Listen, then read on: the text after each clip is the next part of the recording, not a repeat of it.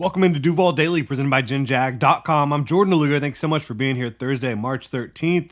Jaguars, they announced their free agency class, and they will be having their free agency press conference later today, 11 a.m. I'm not going to be able to be there because we are in the process of moving, so the next couple weeks going to be very hectic at the DeLugo household. Current DeLugo household and future DeLugo household.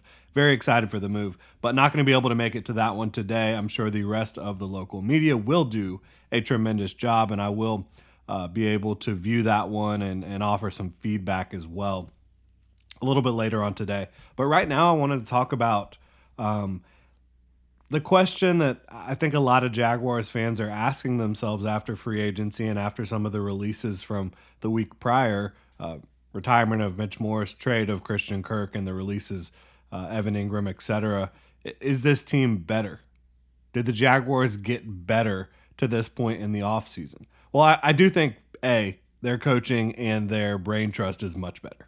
James Gladstone, Liam Cohen, excited about them, excited about the coaching staff. So that, I think, is obviously a major plus. But just looking at these 9 signings, how did they improve the Jaguars compared to where they were entering the offseason?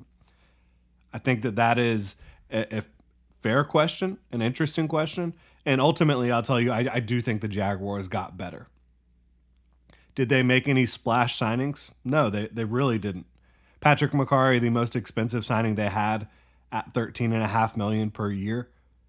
That's really not a very big deal for an offensive lineman who is in his prime at this point, right? I think McCarry's 27 years old, and he started a lot of football games at pretty much every spot on the offensive line. He's been a spot starter, a key depth player for the Ravens as well.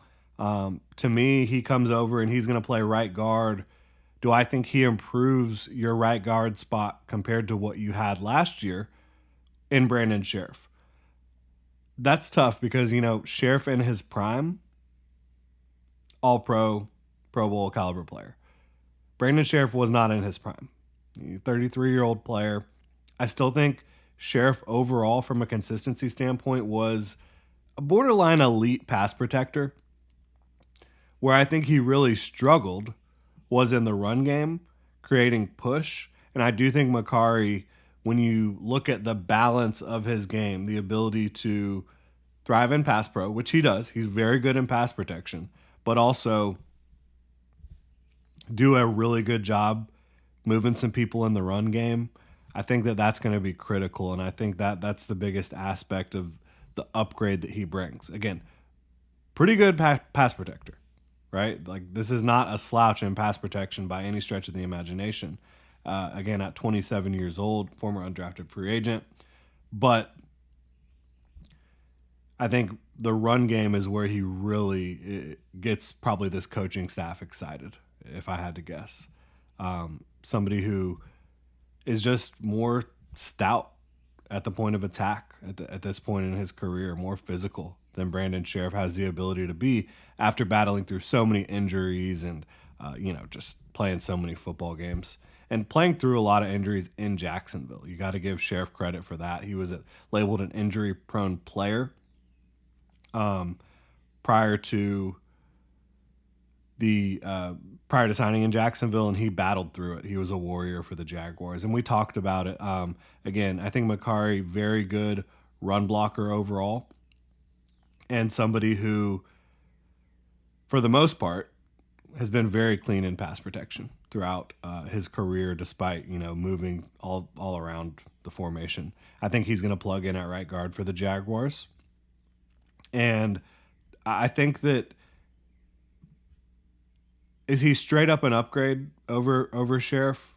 No, but he is younger. He is more physical. He has more upside. He's cheaper than Brandon Sheriff was for the Jaguars. Now, Sheriff, maybe they could have signed him cheaper than McCarry at this point. But I still think that this offers a little bit more upside, better trajectory, better run blocking. Maybe with Liam Cohen probably wanting to run a super diverse run scheme, maybe just makes a little bit more sense. It's hard for me to say it's like a major upgrade but I think he does make sense for what the Jaguars want to do, right? And again, 27-year-old compared to a 33-year-old got a lot less tread on the tires. So, Makari, I think slight upgrade from a scheme standpoint, age standpoint. Certainly, you're not paying him as much as you were paying Brandon Sheriff last year. So I think it's a fine move. I don't think it's like a move for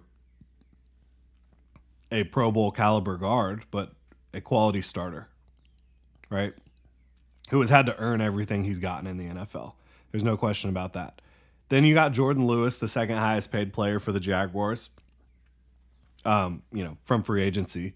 He comes over, 29 years old. He's played a lot of football for the Dallas Cowboys. As a rookie, he played outside a lot. What we've been hearing coming out of Jacksonville so far is that Jordan Lewis probably playing inside from the reporting we've seen at nickel, which is where he's been at the best throughout his career. He's been a very good nickel. And potentially Jarian Jones competing to be a outside starting corner. And so is this an upgrade? Yeah. Jordan Lewis makes the Jaguars a lot better. As good as Jarian Jones was last year as a rookie, and as much promise as he showed, he was still playing like a rookie a lot at times. It was just like you saw the flashes, you saw the instincts, the playmaking ability, the kind of intangibles, the effort and energy he brings out there. And that's exciting. And I think he can bring that to the outside. And it's not confirmed yet from the Jaguars how they're going to deploy these guys. I still think Jordan Lewis can compete to play outside. And I still think Jarian Jones can compete to play inside. Again, the reporting is suggesting that Lewis will play inside and Jones will compete outside. So we'll see how that plays out. But does he make your top three corners better? I think he does. It's just kind of surprising that they didn't go after somebody who has played more on the outside with Jarian Jones looking as good as he did at nickel. Are they better at corner than they were? Yes, they are. How much better? I think we'll get some clarity on where these guys are going to play. And this is not the end of free agency, for one. It's also just not the end of talent acquisition.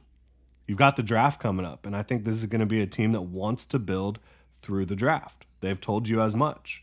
And so I think that these players, Makari on a 3-year deal, Jordan Lewis on a 3-year deal, Hainsey on a 3-year deal, Eric Murray on a 3-year deal. These guys they signed to be starters, I think they view as stopgap starters.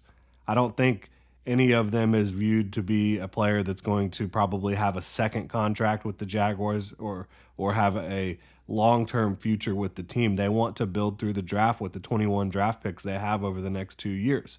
But these guys can come in and kind of solidify what the Jaguars are doing. And I think Jordan Lewis, very good tackler, very sound football player, brings the energy, brings a lot of trash talk out onto the field as well, which the Jaguars kind of need some of that spunk.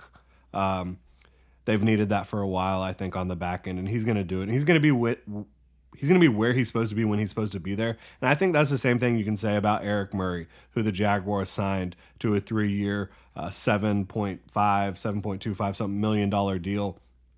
5'11", 199. He comes in, and Eric Murray, he has a lot of experience being a versatile safety. And last year, he was extremely versatile. Lined up in the box a ton, lined up as a free safety a ton, way off the ball. I mean, he can carry and run like from middle of the field position, right? And he can play that too high look. He can play quarters. He can come down in the box. He can play from the nickel. So he can do a lot for you. And last year, maybe his best year as a pro, played a ton of snaps for the Texans, 2 interceptions, 8 pass breakups, ton of tackles, ton of stops. I thought that overall, he just played the position more steady than anybody the Jaguars had last year at the safety position. And, not having these big coverage busts, these mental lapses, having better communication, these are things that the Jacksonville Jaguars need. So I think Eric Murray, as long as he does bring that, which you saw on tape last year, a good amount, as long as he brings that, I think that the Jaguars are in better shape back there. Do I think they have a great safety room now because they signed Eric Murray? No. I think they still need to continue to upgrade. But I do think he elevates that room a good bit compared to where it was. And I think this regime kind of viewed this roster as having a lot of holes that they needed to try to fill with smart free agency moves that don't tie them down long term, that don't have major impact on the salary cap overall, which none of these do, right? None of these are big cap moves. But yeah, I think that Eric Murray does upgrade their secondary. Then you look at Robert Hainsey on the offensive line, who's probably going to be their starting center this year. Started in Tampa for a couple years at center. I think you see certainly someone who's a quality starter. I don't think he's above average. I don't think he's like elite any stretch of the imagination. I think he's pretty average starter in the league at center. Somebody who is athletic. Reminds you a little bit of Mitch Morse, quite frankly. Older Mitch Morse, not Mitch Morse in his prime, even though Robert Hainsey should be entering his prime. I think you see an explosive linear athlete, somebody who can climb to the second level, somebody who's pretty good in the run game overall, but somebody who might struggle a little bit with lateral agility, with grip strength. And it's not because he's not strong. He is a strong guy. But you see guys kind of disengage from him at times. You see guys able to outmaneuver him in tight spaces. And there's times also where a bull rush will get up under his pads and he gets scooted back pretty quickly. So those are the negatives. The positives are usually he does a very good job in pass protection. Usually he shows the explosiveness linearly to get to the second level, make an impact block, and certainly good on double teams, and he's a smart football player. So probably similar to Mitch Morse, quite frankly. I don't think that there's a big difference in what you're going to see overall. I think Morse was a slightly better athlete, but he was older, right? And he retired. And I think the Jaguars were going to move on from Mitch Morse, and so I think Robert Hainsey, again, is a stopgap option here for them. A good stopgap option, but a stopgap option. Then you look at De'Ami Brown, who only signed a one-year deal at wide receiver. This is probably the most interesting one for me. 6 foot, 195, going into his second contract. A guy I really liked coming out of North Carolina. I think that, honestly, like in a vacuum, is he a more talented player than Evan Ingram or Christian Kirk? No, I don't think it's fair to say that at this point, but does his skill set align more with what the Jaguars want to do offensively? And does his skill set complement Brian Thomas Jr.'s skill set a little bit more? I do think the answer is yes to that. I absolutely do. Because he's the type of guy that you get 3-point shots with him and you get layups. And what does that mean? You get deep shots. He has that vertical speed to win down the field on 9 routes and digs, but he's also really good in the screen game. So you can get the cheap stuff and you can get the deep stuff, the type of stuff that supposedly our guy, defensive coordinator for the Jacksonville Jaguars last year, was going to deny with his defensive scheme, but that didn't end up working out for anyone. But I do think De'Ami Brown will provide a lot in the screen game. He averaged like over 7 yards of yak per catch last year. Had a lot of screen game usage, and Liam Cohen, his screen game is extensive. He's going to use it a ton. So I think De'Ami Brown, he can line up outside for you. He can line up in the slot, get him the ball quickly. He can also help with the spacing, right? If De'Ami Brown is running a short route, you have to be aware of him because of his ability to break tackles, to force missed tackles, to get upfield with haste with the ball in his hands, whether that's on the screen game or just short intermediate routes. If Brian Thomas Jr. is going deep and you have to pay attention to De'Ami Brown, that helps Brian Thomas Jr. If De'Ami Brown is going deep, you have to respect that speed. You have to respect that playmaking ability down the field, especially with Trevor Lawrence's arm, and that can help free up Brian Thomas Jr. So I think that the skill set he brings complements what they want to do on offense and complements Brian Thomas Jr. better than what they had. I really do. So I do think that that's an upgrade. You look at a couple tight ends, Hunter Long, Johnny Munt. Again, in a vacuum, are these guys more talented than Evan Ingram? No. But are they better fit? Yes. Much better fit. Both of these guys are excellent blockers, both in the pass game and the run game. And they've got size, they've got some length. They're not one dimensional in terms of like, can they be check down, safety valve type options for you? Yes. Are they big time receivers? No. I think you view Britton Strange now as your top receiving tight end, certainly, but he's also a guy who can block. So you've got 3 tight ends in that room now that can all provide a level of balance at the position, especially Long and Munt with their blocking ability. I think that's very exciting because you're going to see heavy personnel. You're going to see tight ends being asked to block to be able to get the ball into your offensive playmakers' hands, and those tight ends helping them, get the ball into their hands quickly. De'Ami Brown, Brian Thomas Jr., Travis Etienne, Tank Bigsby, right? And I think they're not done adding to the offense as well. Certainly, I think they're in the draft, they're going to get some playmakers. So, yeah, I think that honestly, it's a more complete and sound room. The tight end room is for what the Jaguars want to do, for how they want to run their offense. Now you look at who else do we have left? Nick Mullins, backup quarterback. Do I think that makes sense? Yeah, absolutely. Grant Udensi's been with him for 3 years. He knows the ins and outs of this guy and what he's going to bring as a backup quarterback. So I think that was a quality signing. Is he better than Mac Jones?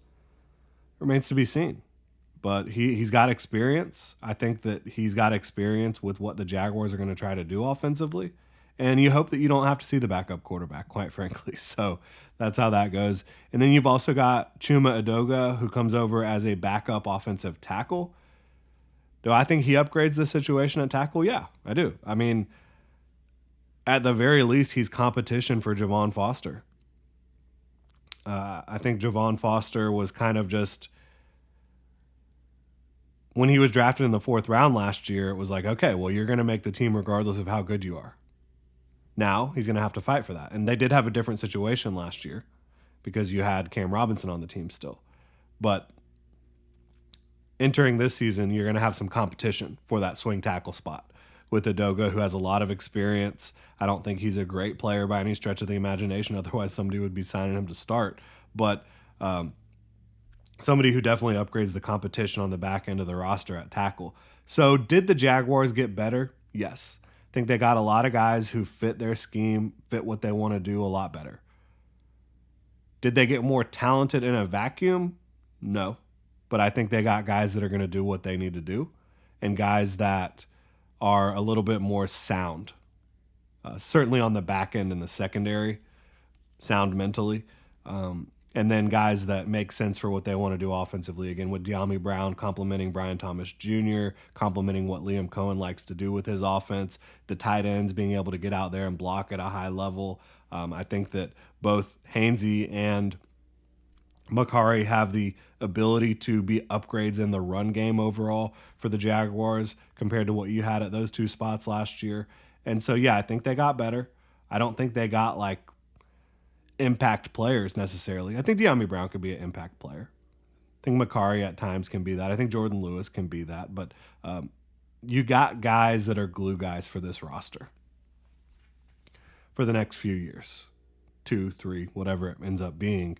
And now they've got to. I don't think they'll be done. I think they'll have more veteran free agents added. Nobody big name unless it's like Cooper Kupp situation, something like that. But I think, again, they're going to try to build out the core of this roster through the draft. And they already have a core, right? They have 2 starting left tackles. They have 2 starting edge players that they feel good about all those guys. They have their quarterback. They have 2 talented running backs. I think that in Liam Cohen's scheme, both Travis Etienne and Tank Bigsby can look a lot better than they have. They have, obviously, a star wide receiver. They have a young tight end they feel good about. They have Mason Smith, an interior defensive lineman, a young guy to feel good about. They have talent at linebacker, especially in Foye Oluokun. They have a really good corner in Tyson Campbell and a solid young corner in Jarian Jones. So there's a lot. There's a lot on their roster. They added some good glue pieces to it, and now they have to go continue to add as many guys as they can in the draft that they feel can be long-term foundational pieces, core pieces to what they're trying to build here in Jacksonville. And so that's kind of how I view it. It was a very workmanlike, blue-collar type of attitude towards free agency, in my opinion. And I think that the Jaguars ultimately will probably benefit from that, from not taking a ton of big swings. Is it exactly how I would have done it? No. I would have had some big swings, right? I would have also signed an edge, which they still can do that. They can absolutely still sign an edge player. But I would have taken some more big swings. I thought that Drew Dahlman would have been awesome. I thought that at receiver you could have taken a bigger swing, although I do like De'Ami Brown quite a bit. But yeah, Drew Dahlman at center and maybe going and getting like a Justin Reed or a Javon Holland at safety would have been my two biggest changes. And then also signing an outside corner. I certainly would have prioritized that. But that's not to say I don't believe in what the Jaguars did here. It's just not kind of how I envisioned things going. Let me know what you think in the comment section below. If you enjoy the content, please like and subscribe. Y'all have a good one.